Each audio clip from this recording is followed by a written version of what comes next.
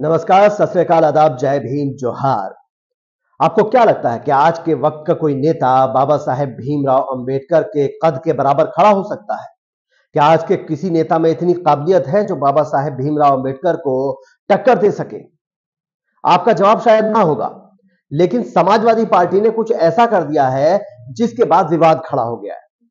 दरअसल समाजवादी पार्टी ने एक जो लोहिया वाहिनी है, युवा लोहिया वाहिनी, उसने एक फोटो फ्रेम जो है पेश किया, फोटो फ्रेम दिया अखिलेश यादव को।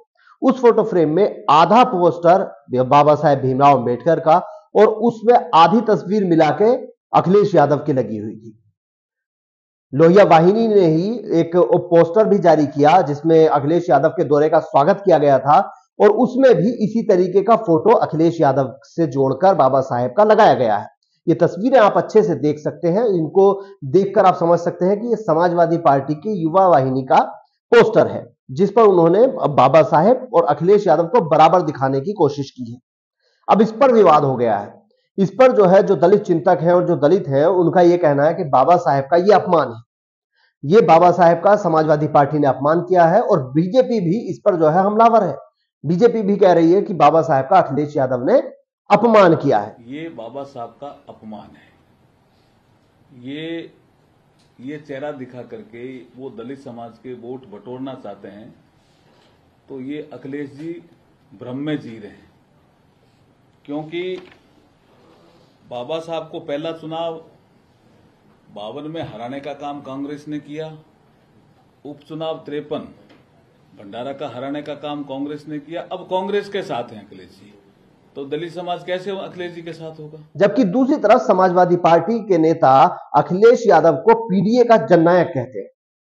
जब से 2024 के लोकसभा चुनाव में कुछ वोट दलितों का जो है इस तरफ आया समाजवादी पार्टी की तरफ, तब से लेकर पीडीए का एक नारा अखिलेश यादव ने दिया है और उसको जो है उसके बाद से ही उनके नेता पीडीए का जननायक उनको कहने लगे हैं। लेकिन क्या वाकई अखिलेश यादव जो है अब अखिलेश यादव को बाबा साहेब से ज्यादा प्यार हो गया है या फिर इसके पीछे कहानी कुछ और है? वो इसलिए लोग यह सवाल इसलिए करने लगे हैं क्योंकि जब अखिलेश यादव मुख्यमंत्री हुआ करते थे उस टाइम उन्होंने कुछ जिलों के नाम बदले थे। जो मायावती ने कुछ नए जिले बनाए थे और कुछ जिलों के नाम बदलकर दलित महापुरुषों के नाम पर रखे गए थे। उनके नाम पर जो है अखिलेश यादव ने सरकार में आने के बाद वो नाम बदल दिए थे। वो क्या नाम थे, पूरी लिस्ट में आपको दिखाता हूं। वो लिस्ट हम आपको पूरी दिखाते हैं जिसमें जो है अखिलेश यादव ने बाकायदा उनके नाम बदल दिए थे और तारीख के साथ हम आपको बताएंगे। शामली का नाम प्रबुद्ध नगर हुआ करता था जिसे अखिलेश यादव ने बदलकर फिर से शामली किया और यह किया गया था 30 जुलाई 2012 को, सरकार में आने के तुरंत बाद। ठीक है, उस टाइम सरकार 2012 में ही सरकार बनी और उसी के आते ही जो शुरुआती फैसलों में से यह फैसला था। भीमनगर का नाम बदलकर उन्होंने संभल किया, पंचशील नगर का नाम बदलकर हापुड़ किया, महामाया नगर का नाम बदलकर हाथरस किया, ज्योतिबा फुले नगर का नाम बदलकर अमरोहा किया, काशीराम नगर का नाम बदलकर कासगंज किया, छत्रपति शाहूजी महाराज नगर का नाम बदलकर अमेठी किया, रमाबाई नगर का नाम बदलकर कानपुर देहात और संत रविदास नगर का नाम बदलकर भदोही किया। इन सब की तारीख एक ही थी, 30 जुलाई 2012। सिर्फ भदोही का जो नाम बदला गया था 15 जनवरी 2015 को बदला गया था, तब भी अखिलेश यादव ही मुख्यमंत्री थे सूबे के। तो ये सवाल उठने लगा है कि भाई आपको कैसे जो है बाबा साहेब से अचानक से प्यार होने लग गया? कहीं ये जो पूरी मोहब्बत का सिलसिला है वो वोटों से तो शुरू नहीं हो रहा है, क्योंकि 2024 के चुनाव में हुआ ये कि बीएसपी की निष्क्रियता और बीजेपी के खिलाफ बढ़ते दलितों में आक्रोश ने अखिलेश यादव को मौका दे दिया। उनका जो वो नारा था कि आरक्षण खत्म हो जाएगा, वो नीचे तक काम कर गया और दलितों ने कुछ हद तक वोट जो है अखिलेश यादव की पार्टी को दे दिया, क्योंकि उनको लग रहा था कि बीएसपी उस तरीके से नहीं लड़ पा रही है या जीत नहीं पाएगी। और एक और दलित प्रेम का जो उदाहरण है वो आपको यहां हाल फिलहाल से अगर आप लेते हैं तो बहुजन समाज पार्टी के साथ इनका गठबंधन हुआ था 2019 के लोकसभा चुनाव में, लेकिन वो कुछ ही दिन चल सका और वो टूट गया।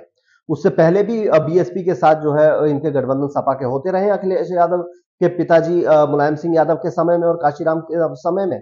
और वो भी बहुत ज्यादा दिनों तक कभी टिक नहीं पाए। उसके भी उलट उससे भी बड़ा उदाहरण आप लेते हैं तो गेस्ट हाउस कांड आपको याद होगा, मायावती के साथ क्या किया गया था।